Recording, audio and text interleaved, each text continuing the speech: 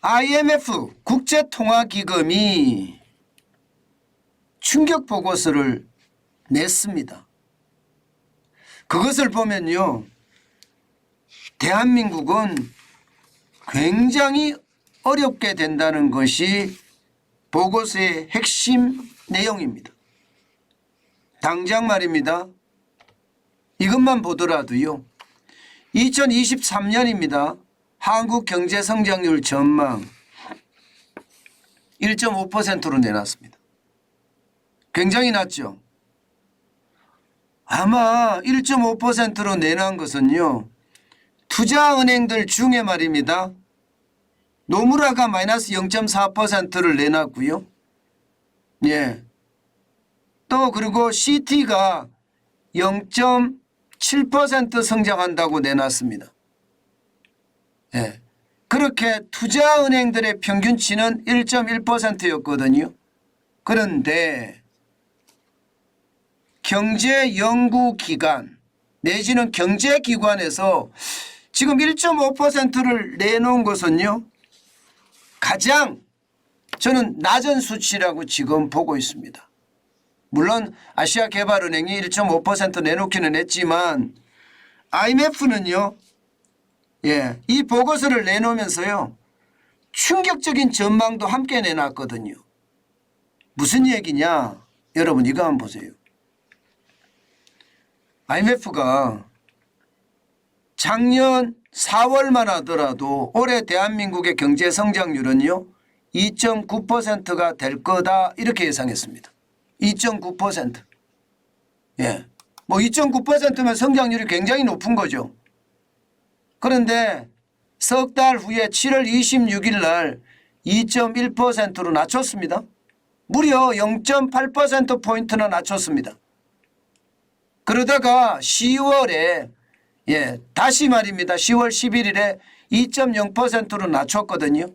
그것이 올해 들어서서 1월 31일에 1.7%로 낮췄는데 또 낮춘 거예요. 4월 11일에. 그러면 여러분 지금 IMF는요 1월, 4월, 7월, 10월 1년에 4번의 보고서를 내는데 보고서를 낼 때마다 대한민국의 경제성장률은 뚝뚝뚝 떨어뜨렸다는 이야기잖아요. 이것은 어떻게 생각하면요, 저는 충격적인 전망이라고 생각을 합니다. IMF가 진짜 고심하고 할 거예요. 예, 그만큼 말입니다. 4번씩 한꺼번에 내렸다는 것은 여러분 결국 우리 대한민국에게는요 이미 경기 침체가 왔다 이렇게 해석할 수가 있습니다. 실제 말입니다. 블룸버그 TV에서는요 대한민국은 작년 4분기에 마이너스 0.4%를 기록을 했고 올 1분기도 연속 마이너스 성장이 될 가능성이 높다. 그렇기 때문에 이미 기술적으로 경기 침체에 와 있다 이렇게 분석했습니다. 기술적으로 경기 침체에 와 있다. 지금 대한민국은요 이제 공식적으로도 경기 침체에 완전히 접어들었다 이렇게 이야기하는 겁니다. IMF가 4번이나 성장률 전망을 바꿀 정도니까 아마 그렇게 생각할 수밖에 없을 겁니다. 게다가 여러분 정부의 1.6%, 한국은행의 1.6% 이거보다 낮습니다. IMF가 1.5%예요. 경제협력개발기구도 1.8%, OECD도 8% 예상을 했거든요. KDI 한국개발연구원도 1.8% 예상하고요. 그런데 아시아개발은행이 먼저 1.5%로 내리더니 국제통화기금도 1.5%로 내렸습니다. 이게 충격적인 게 앞서 말씀드렸다시피 4번에 걸쳐서 쉽게 말하면 보고서를 낼 때마다 다 내렸다는 거예요. 이 숫자가 저는 우리 경제에 굉장히 치명타가 되지 않겠느냐 하는 예상도 합니다. 왜냐 하면 말입니다. 여러분 세계 경제도 지금 좋지 않습니다. 물론 조금 좋아지는 데가 있겠죠. 선진국 경제성장률 전망도 보면요. 미국은 1.6%예요. 선진국 평균 1.3%보다 높습니다. 독일은 마이너스 0.1%고요.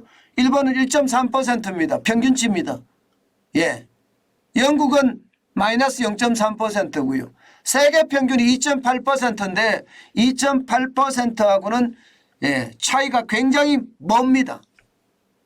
이렇게 되면 대한민국은 수출 중심의 국가인데 예, 세계 성장률 자체가 2.8%라는 것도 놀랍지만 선진국의 평균이 1.3%라는 것도 굉장히 놀라운 사실입니다.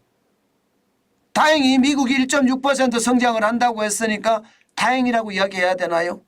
당초에 미국은요 올해 성장률이 0%대일 거다 이렇게 전망을 했는데 그거보다 나아졌으니까 일본도 마찬가지 0% 전망을 했었는데 1.3%까지 올라갔으니까 그나마 나았나요? 예, 중요한 것은요 결국 말입니다.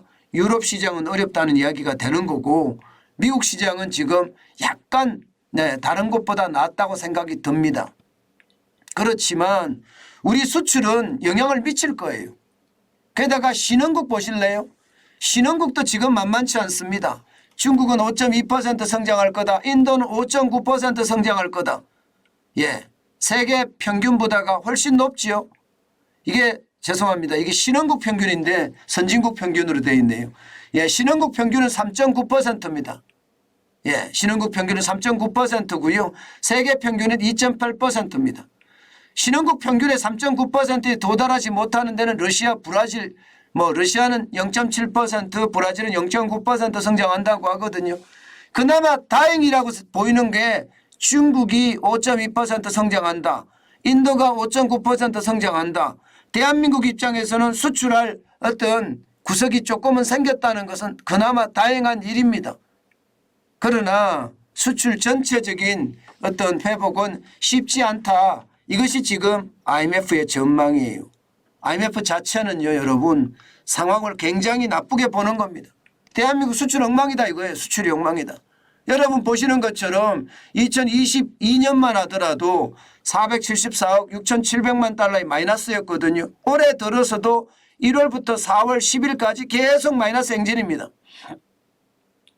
무역 적자액만 올해 259억 5,700만 달러나 됩니다.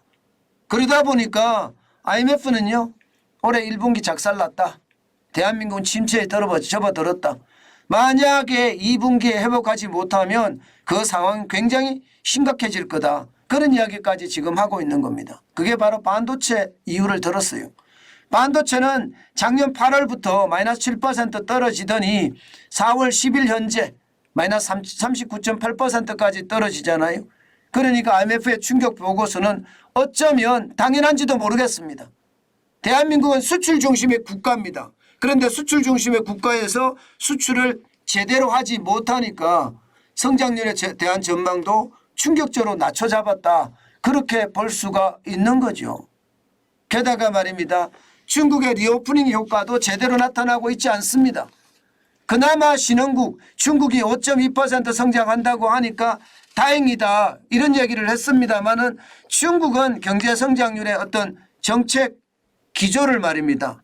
예, 수출이 아니라 내수에 초점을 맞추고 있다는 사실이에요. 결국 내수에 초점을 맞추고 있으면 예상했던 것만큼 리오프닝 효과가 없을 거예요.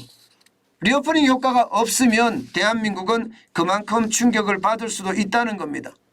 예, 그래서 대한민국의 상황을 굉장히 낮춰보는 겁니다.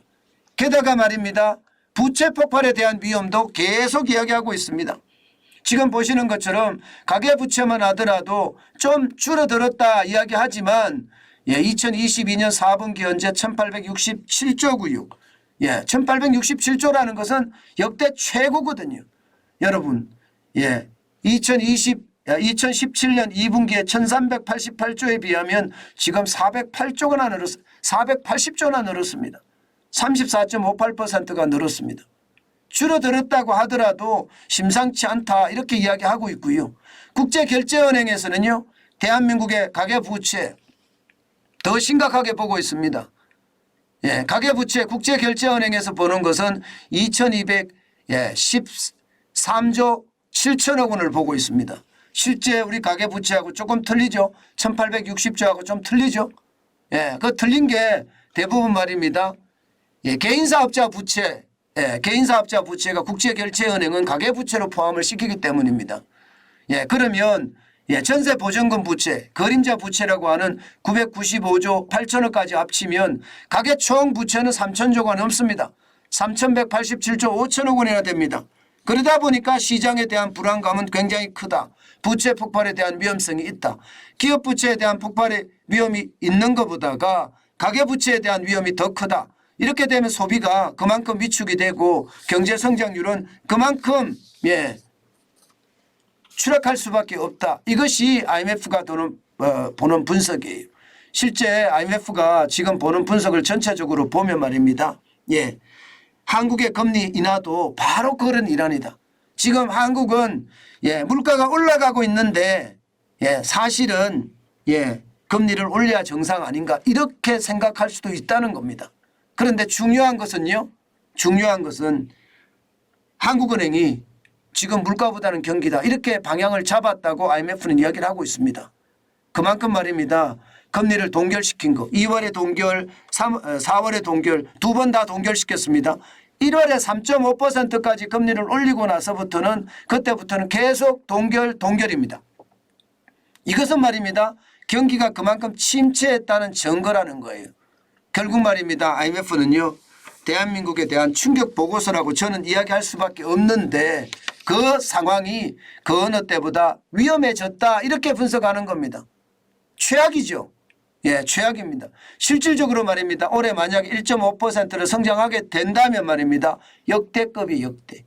역대 네 번째 성장, 다섯 번째 저성장률입니다. IMF 때가 마이너스 5.1%였잖아요.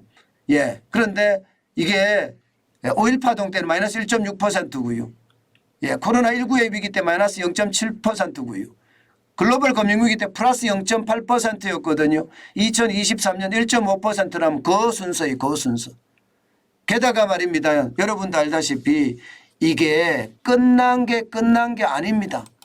아직까지 성장률이 어떻게 될런지 진짜 아무도 모른다 이렇게 이야기할 정도로 상황이 어렵습니다. 여러분 제가 여러분들에게 계속 말씀드린 것 중에 핵심이 그거였잖아요. 그죠? 핵심이 L자형 경기 침체가 길어진다. 그 말씀 제가 드렸고요. L자형의 깊이가 앞으로 어떻게 될 것인지 우리가 봐야 된다. 그 말씀을 드렸는데 지금 제가 말씀드린 그 L자형의 장기 저성장이죠. 장기 저성장의 모양새가 앞으로도 지금 계속 될 수 있다는 것을 아마 여러분들도 다 느끼실 수 있을 거예요. 장기 저성장의 어떤 순간 말입니다. 저는 이것을 보면서요. 결국 우리가 이 저성장 시대에 살아남는 방법을 아주 지독하게 배워야 되겠다. 저는 그 생각을 진짜 많이 해봅니다. 예. 결국 말입니다. 장기 저성장에 살아남을 수 있는 방법은 저는 하나라고 생각해요.